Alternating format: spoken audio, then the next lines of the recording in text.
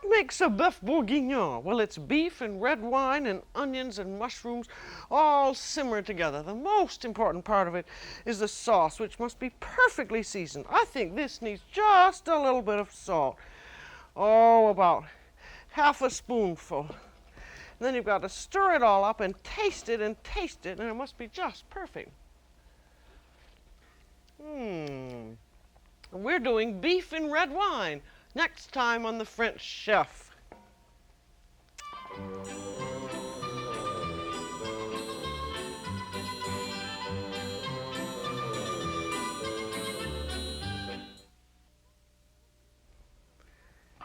This is a bœuf bourguignon. Big chunks of beef simmered with a rich, winey sauce with onions and mushrooms. It's one of the best beef stews you ever put in your mouth. We're doing beef and red wine today on The French Chef.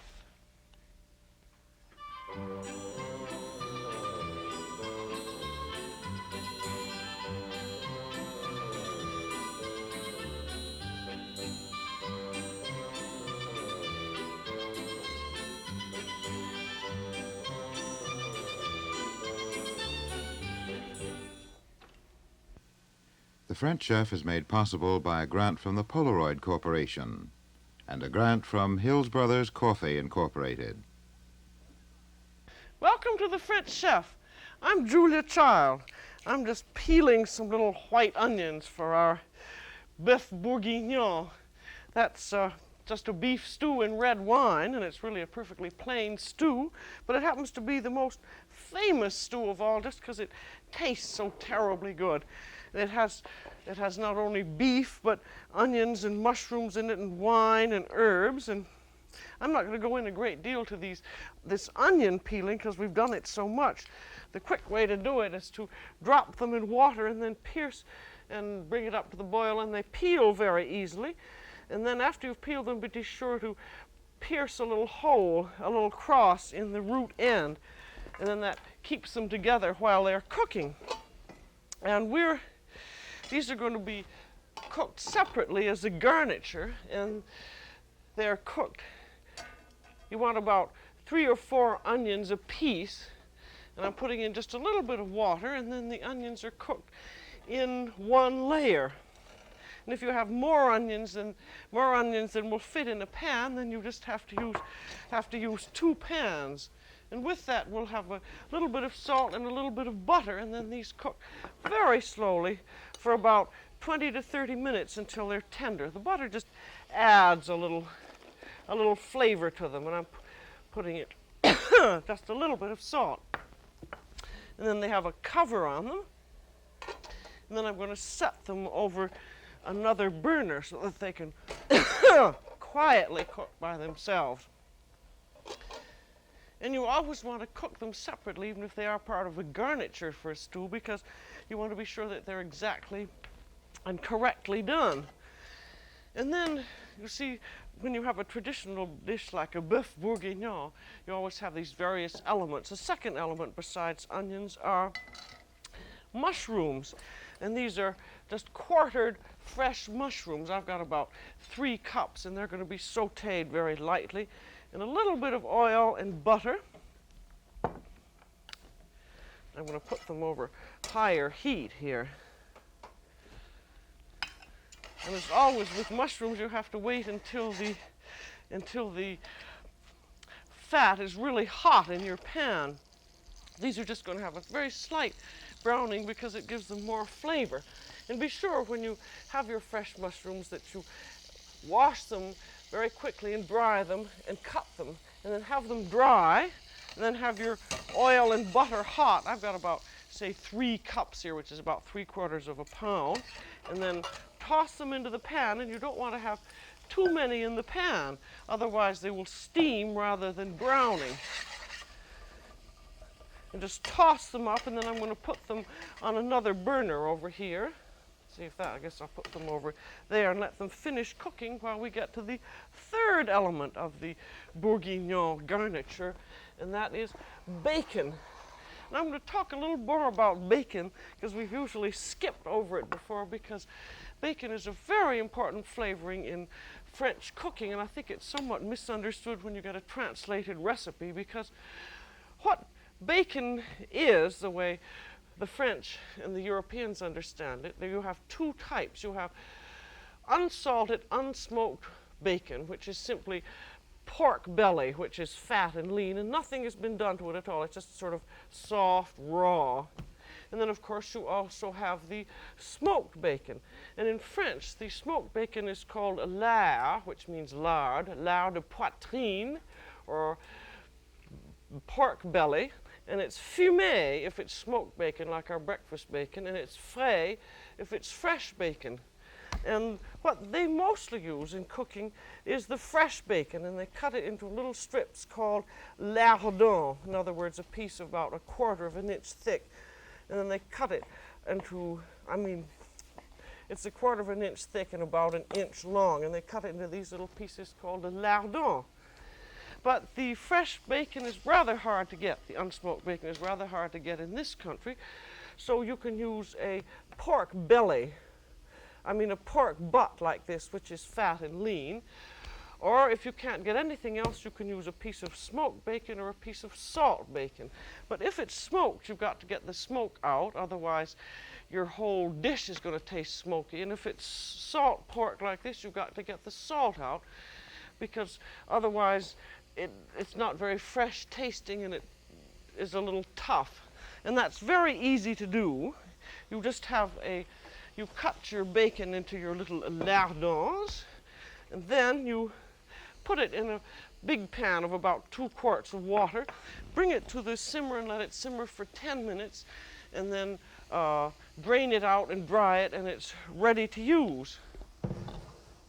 So notice this if you have a recipe that's translated from the French. If they say bacon, use your own judgment in it. They probably mean that it's fresh bacon, so unsmoked. So that means that you'll have to, if you can't get the fresh, you'll have to blanch it this way. But in any case, whether it's fresh or smoked, you're then, for this recipe, going to saute it a little bit to render out its fat. Now see, there are your mushrooms, and they've just been very, very lightly browned.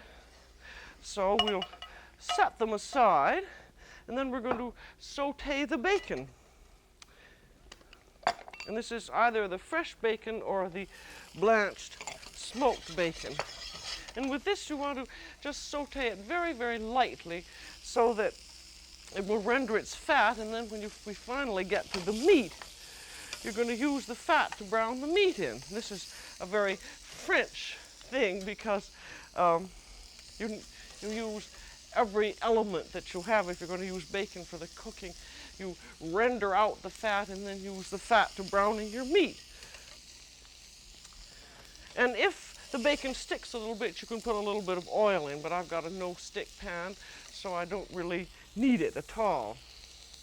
And now we are ready to get finally to the beef. We've done all the garniture first. Probably I'm just doing the garniture first because just to show you, you can do it any time you have time. But what we're really interested in is the beef, and we want stewing beef, and that means beef from the part of the animal that has the most exercise. Because if you're going to stew it, it has to cook for 2 to 3 hours, and it gives off its flavor to the cooking liquid. And so you want a piece that's rather tough. And of course you can get stewing pieces from all parts of the animal, the leg or the round or the rump, but we're going to concentrate on the shoulder. Here's our friendly old beef chart. As you remember, this is the head, where the head used to be, and there's the neck and the backbone and the feet. And we're going to concentrate on the shoulder blade, because you can get some delicious stewing cuts from the shoulder blade. And I think the shoulder of the beef is terribly complicated. So I thought if we could work on one area at a time, maybe we could all understand something about it. And the shoulder blade here, this is just what it looks like. That is an actual beef shoulder blade. And think of this just like your own shoulder blade. It's exactly like your blade, shoulder blade up here, and it fits just like that.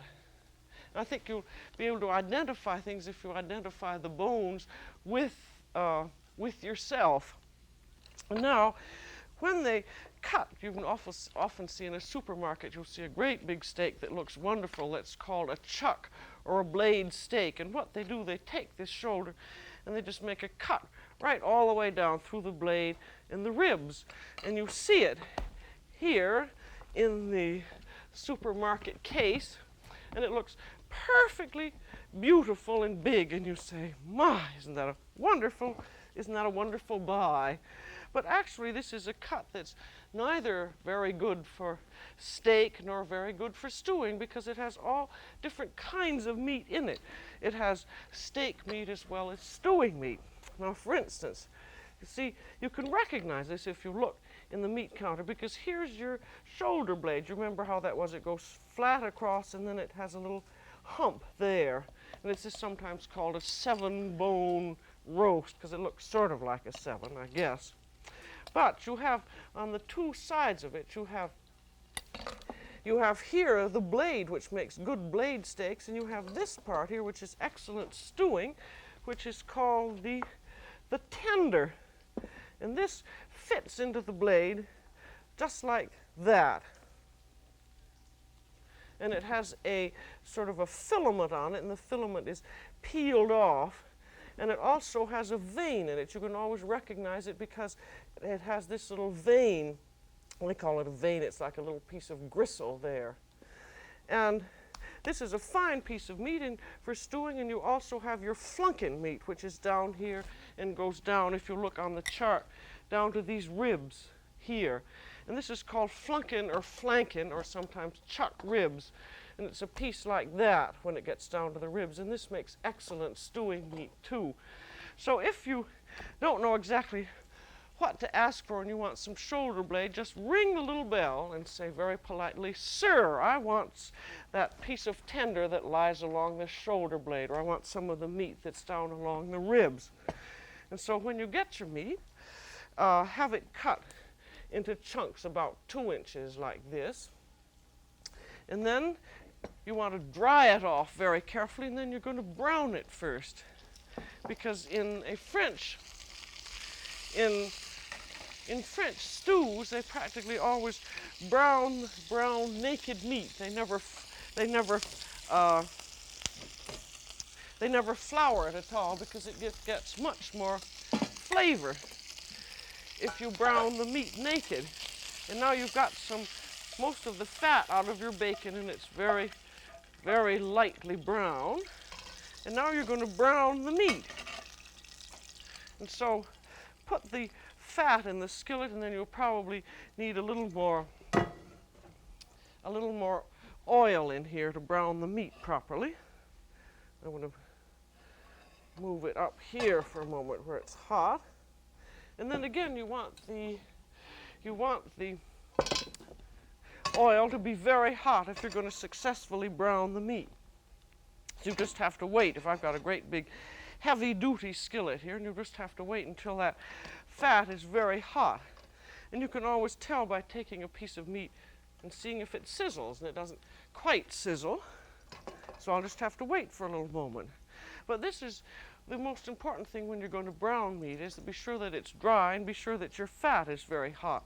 Now I can hear it sizzling, so I can put the meat in.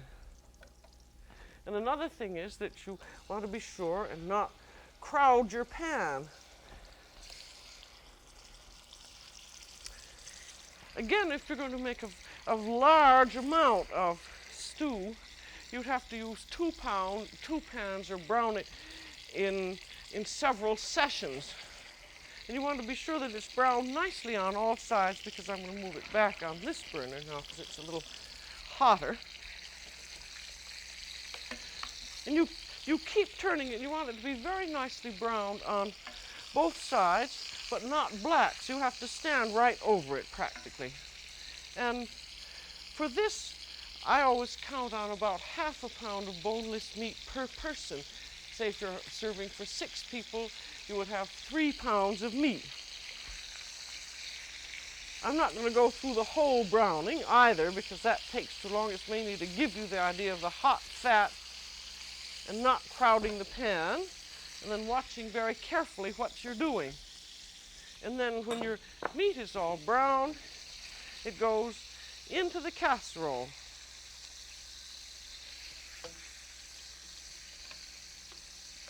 And this, if you have the kind of a casserole that, like this is a French copper one, or you can use enameled iron, or if you don't have one of these, you can use an ordinary deep baking dish. And then after, had I browned this a little bit longer, there'd be a lot more, there'd be some lovely brown bits on the bottom of the casserole, and you'd want to deglaze it to get all the flavor out. And to deglaze it just means simply putting in liquid. In this case, I'm going to put in red wine. This also makes the casserole much easier to wash. You see, if you, all these little brown bits that you would have, you'd scrape up with a wooden spoon, and then pour your wine into the casserole. And then this beef bourguignon is beef in red wine, which means that you want to have quite a bit of red wine. Probably for, say, if you were using 3 pounds of meat, you'd want about 3 cups of red wine. And use a good tasting young red wine like a Mountain Red or a Beaujolais. I use this California Mountain Red, which I find very good both for cooking and for at the table. And then you have your wine in, and you want to also add a little bit of beef bouillon. If you have homemade beef stock, that's fine. But if you don't, you can simply use canned beef bouillon. And you want just enough bouillon in barely to come almost to the top of the meat. And this is just to give added flavor of a meaty taste. And then we want some tomato paste, and this is just about 1 tablespoon of tomato paste. I always take it out of the can and put it in a little jar, and then you can freeze the jar so that you don't have to worry about the tomato paste spoiling. And then we want some herbs. I'm going to put in about practically a teaspoon of dried thyme. And we want a little bit of salt. Of course, the bouillon is slightly salted, and we can always salt it later. I'm putting in about half a teaspoon there. And then we want some garlic and some bay leaf. And there's 1 bay leaf. I'm going to put this on the, no, that is on high there.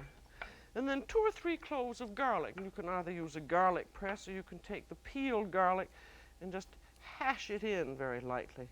I rather like that. That's sort of a more peasant way of doing it. And these are rather small cloves, so I'll put in 3. Of course, when the garlic is cooked, you'd never know that it had been in there. And then you want to bring this up to the simmer. And then you can cook it either in the oven or on top of the stove. It doesn't make any difference. I rather prefer the oven because the sort of surrounding heat of the oven, I think, cooks it more evenly, but it doesn't really make too much difference because it will cook nicely anyway if you have a heavy casserole. And one thing, now you can, if you're doing things ahead, you can get all of this done ahead, like your mushrooms done and your onions done, and put the beef in ahead, and then you can cook it when you like. But before you want to cook it in the oven, you want to be sure that you bring it up to the simmer first, and then put the cover on. And then it goes into a preheated oven, and this is to go into a 325 oven. And it's to cook for this depends very much on the quality of the meat. If it's fresh, that means it hasn't been hung, so it isn't tender. It would probably take 3 hours or more. And if it's say a choice piece of meat that has been aged, from even stewing meat sometimes is aged, it might be cooked in 2 hours. But you keep on looking at it. And here's some that's already done. So we'll see how it looks.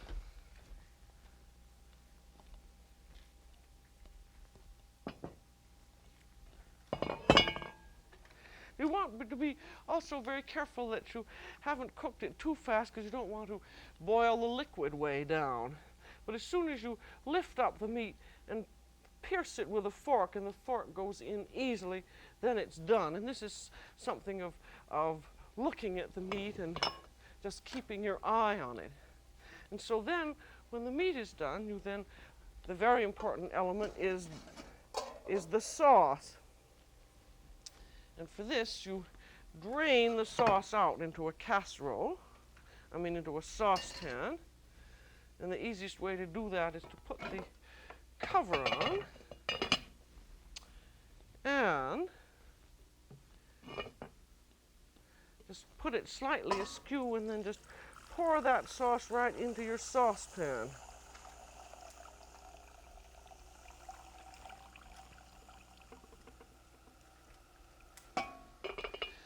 And the reason that you want to put it into a saucepan is that you want to be able to degrease it. You want to add your onion juice to it when the onions are done.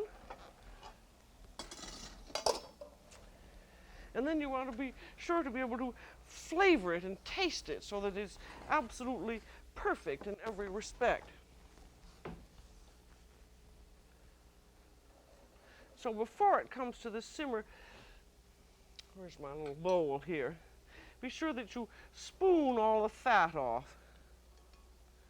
And then you want to boil it down a little bit, and if it isn't strong enough and you've tasted it, just boil it down, or you may want to add a little more bouillon to it, or a little more tomato paste, or a little more garlic. But this is really the crux of your beef stew, is how the sauce tastes.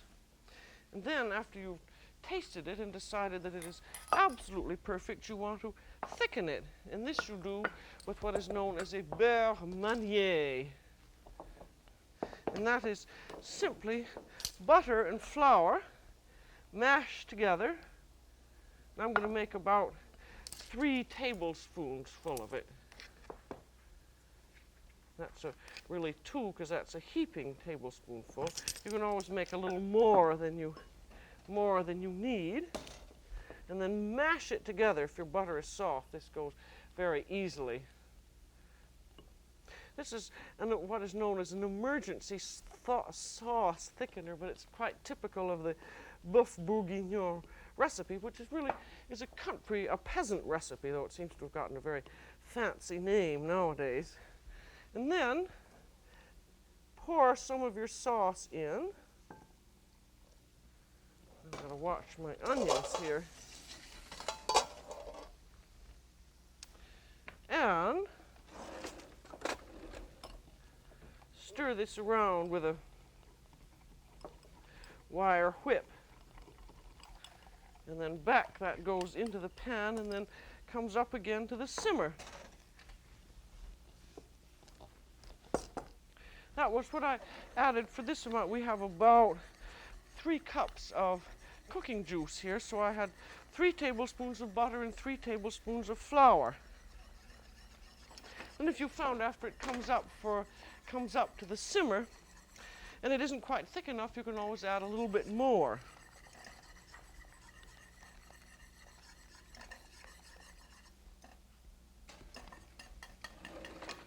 Now I'll have to take a taste of this. Let's see how this is.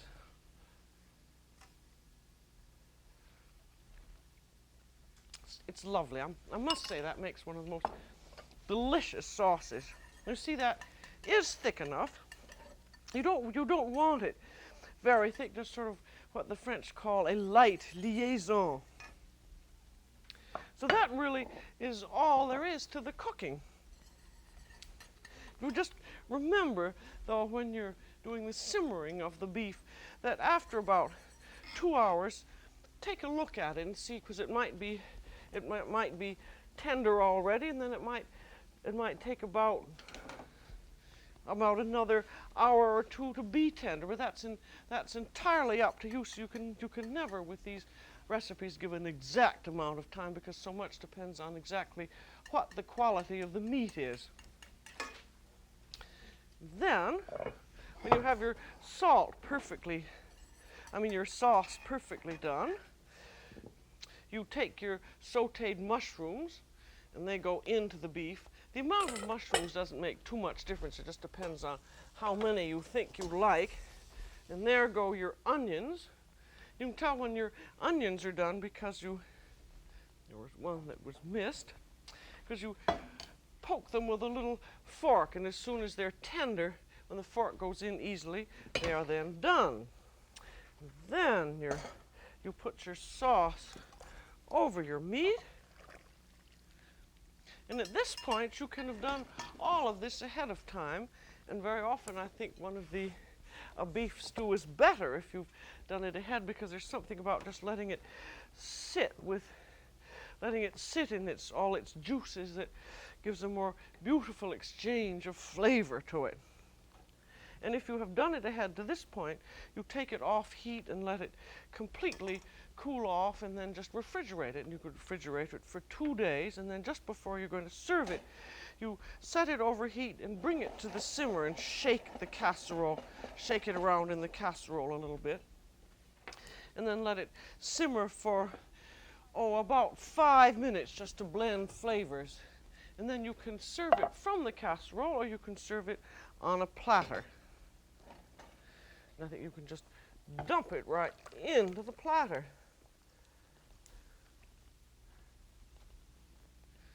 There. And then probably you would want to arrange the mushrooms around. If you want to take a great deal of time, you could make a beautiful arrangement of onions all around the edge. And then I think it's a nice idea to give a little decoration of parsley just to perk it up a bit. But as soon as if you have it on the platter, you can still keep it in the warming oven by covering it with some aluminum foil. And then, I think one of the nice things about this dish is that you can get it all done ahead, and then it just takes 2 or 3 minutes of reheating, and then you're ready to serve it. And it has the most lovely odor of onions and wine and beef. I think it's a really exhilarating smell when you come into a house and you smell a lovely beef stew.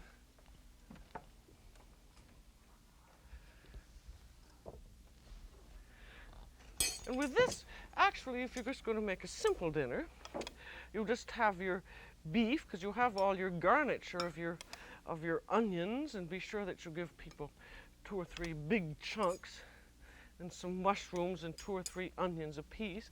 Then you can serve rice or noodles with it if you want, but you don't really need to. You can just have big chunks of French bread to sop the sauce up with.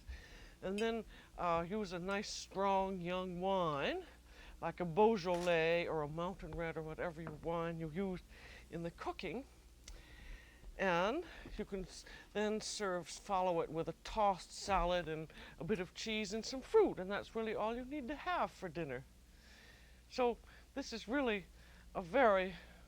that's all that the boeuf bourguignon is. It's a really very simple, everyday stew with everyday ingredients, just beef, red wine, onions, mushrooms, and herbs. But it is such a marvelous dish. I really think it's the best beef that ever got stewed.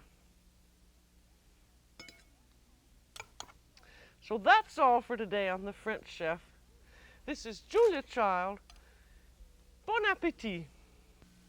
The French Chef has been made possible by a grant from Hills Brothers Coffee Incorporated and a grant from the Polaroid Corporation.